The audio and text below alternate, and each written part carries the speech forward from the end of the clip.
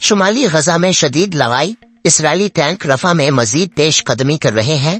طبی اہلکاروں نے بتایا کہ جبلے میں مکانات کو نشانہ بنانے سے کم از کم 5 فلسطینی ہلاک ہو گئے اور خیال کیا جاتا ہے کہ مزید لوگ ملبے تلے دبے ہوئے ہیں، لیکن بمباری کی شدت کی وجہ سے علاقے تک نہیں پہنچا جا سکا۔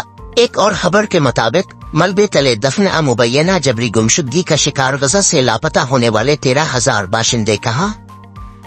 ریڈ الفات میں کہا گیا کہ اس سے زندگیاں بچانے میں مدد ملے گی۔ مصر کریم شالوم کراسن سے اقوام متحدہ کی امداد غزہ بھیجنے کی اجازت پر رضامند ہے۔ وائٹ ہاؤس کراسن کو عملی طور پر بند کر دیا گیا ہے کیونکہ اسرائیل کی جانب سے حماس کے خلاف کارروائی جاری ہے، جبکہ اقوام متحدہ کی ایجنسیاں فلسطینی علاقے میں قحط کے بڑھتے ہوئے خطرے سے خبردار کر رہی ہیں۔ بائیڈن نے جنوبی غزہ کے شہر رفح کے لیے کراسن دوبارہ کھولنے کی کوششوں کی حمایت کے لیے اپنے مکمل عزم کا اظہار کیا، جہاں اسرائیل نے ایک تازہ کارروائی شروع کی ہے۔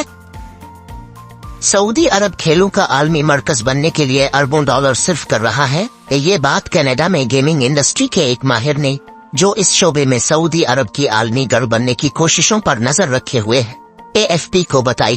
سیوی گیمز کے CEO برائن وارڈ نے سعودی اسپورٹس فیڈریشن کے سربراہ شہزادہ فیصل بن بندر بن سلطان ال سعود کے ساتھ جاپان میں ایک مشترکہ انٹرویو میں کہا کہ ہم رکیں گے نہیں۔ مملکت پہلے ہی ولی عہد شہزادہ محمد بن سلمان کے ویژن 2030 پروگرام کے تحت گیمنگ میں 38 ارب ڈالر کی کثیر سرمایہ کاری۔ سرگودھا میں ٹوین مذہب کے الزام میں ہونے والے پرتشدد احتجاجی مظاہروں پر قابو پا لیا گیا ہے۔ سرگودھا پولیس پاکستان کے صوبہ پنجاب کے شہر سرگودھا کی پولیس کا کہنا ہے کہ انہوں نے شہر کی مجاہد کالونی میں مبینہ ٹوین مذہب کے الزام میں ہونے والے پرتشدد احتجاجی مظاہروں پر قابو پا لیا ہے اور مظاہرین کو منتشر کر کے وقوع میں ملوث ملزم کو حراست میں لے لیا گیا۔ روس میں یوکرین جنگ کے دوران سینئر جنرلز گرفتار کیوں کیے جا رہے ہیں؟ کہ روس میں جس عسکری شخصیت کو حال ہی میں سلاخوں کے پیچھے جانا پڑا ہے، ان کا نام لیفٹیننٹ جنرل وادم شامارن ہے، جو روسی فوج کے جنرل سٹاف کے ڈپٹی چیف ہونے کے ساتھ ساتھ مرکزی کمیونیکیشن ڈائریکٹریٹ کے سربراہ بھی تھے۔ لیفٹیننٹ جنرل وادم پر بڑے پیمانے پر رشوت لینے کا الزام ہے اور انہیں مقدمے سے قبل 2 ماہ تک کے لیے حراست میں لیا گیا ہے۔ چند ہی گھنٹوں کے بعد یہ خبر آئی کہ وزارت دفاع میں سامان کی خرید و فروخت کرنے والے سینئر افسر بھی حراست۔ دبئی میں 4 ماہ کے دوران 6.68 ملین سیاح، یورپی سر فہرست۔ گزشتہ سال اسی مدت کے دوران 6.02 ملین سیاح یہاں پہنچے تھے، 11% اضافہ ریکارڈ کیا گیا۔ اعداد و شمار کے مطابق دبئی آنے والے مغربی یورپ کے سیاح سر فہرست رہے، جو کل تعداد کا 22% تھے۔ جنوری سے اپریل کے درمیان تعداد 1.45 ملین رہی۔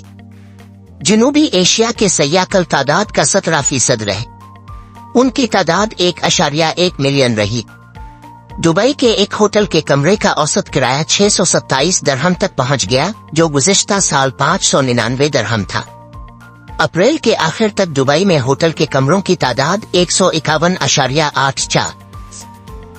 موبائل فون پاکستان لانے پر ٹیکس اور PTA سے تصدیق کی شرط ختم نہیں ہوئی۔ پاکستان ٹیلی کمیونیکیشن اتھارٹی نے وضاحت کی ہے کہ اوورسیز پاکستانیوں کی جانب سے موبائل فونز پاکستان لانے پر ٹیکس اور اس کی PTA سے تصدیق کی شرط ختم نہیں کی گئی ہے۔ گزشتہ کئی روز سے سوشل میڈیا پر صارفین کی جانب سے مسلسل یہ پوسٹ کیا جا رہا تھا کہ وزیر اعظم نے موبائل ہینڈ سیٹس پر FBR ٹیکس ختم کرنے کا اعلان کیا، اس لیے یہ اطلاع درست نہیں کہ موبائل لانے پر ٹیکس ختم ہو گیا ہے اور اس کی رجسٹریشن کی بھی ضرورت نہیں۔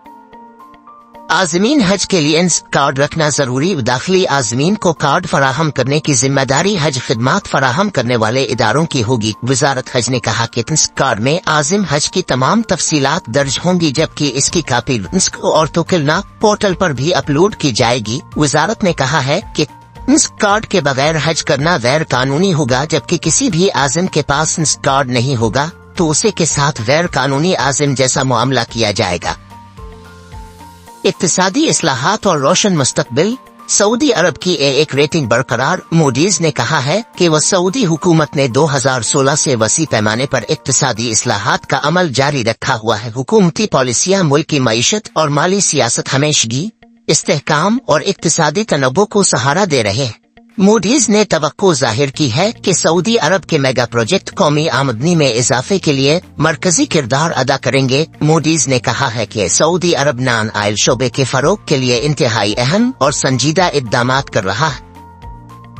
दूसरी शादी के लिए पहली बीवी से इजाजत का कानून फेडरल शरीयत कोर्ट लाहौर में चैलेंज। दरखास्त में मुवक्कफ अपनाया गया है कि आइन के मुताबिक कोई कानून इस्लामी उसूलों के खिलाफ नहीं बन सकता। आइन के मुताबिक खिलाफ इस्लाम कानून को फेडरल शरीयत कोर्ट में चैलेंज किया जा सकता है। दरखास्त में कहा गया है कि रिसर्च के मुताबिक 35 साल से बड़ी उम्र की एक कड़वर ख्वातीन शादी की मुंतजर है। अदालत पहली बीवी से इजाजत के कानून को खिलाफ इस्लाम करार देकर काल अदम करार दे।